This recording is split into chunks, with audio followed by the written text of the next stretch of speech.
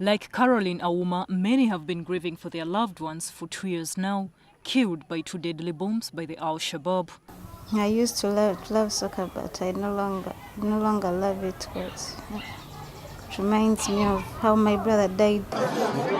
There is no forgetting of that fateful night when soccer lovers, their eyes transfixed on TV screens at Kyadondo and Ethiopian village, became the victims. Caroline and Maurice Ojok's 18-year-old brother, then in senior 5, was one of the 76 killed along with his friend. It was at around midnight that very day when I woke up on NTV.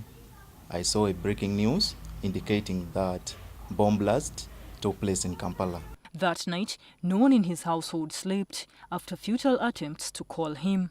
I felt like, no, God, let me hope he had not gone to Kyadondo. In the morning, their fears were confirmed. I went to the mortuary, city mortuary Malago. Then I found his body plus the one of his friend. Now, his name, Triahawe Daniel, comes second on this list of the deceased released by the Ministry of Internal Affairs in 2010 after the bomb blast that claimed his life. He is now in number 1313/10.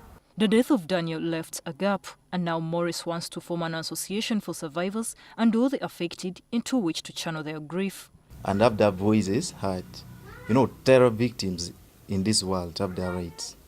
And from the association, I hope that we shall be having a binding factor in our life. Maurice asserts that it is not meant to relive painful memories, but help remember the departed and help their young children.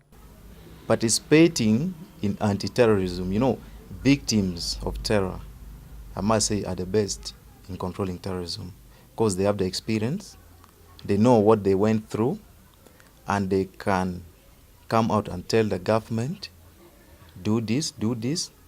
Though there are no finances to push the organization forward, he is hopeful that it will gain ground. Of course, if you look at UK in 2005, 7th of July, they have the association. You go to the US, just in 2021, they have the association. It is us Ugandans and Africans in general to come out and say, who are we?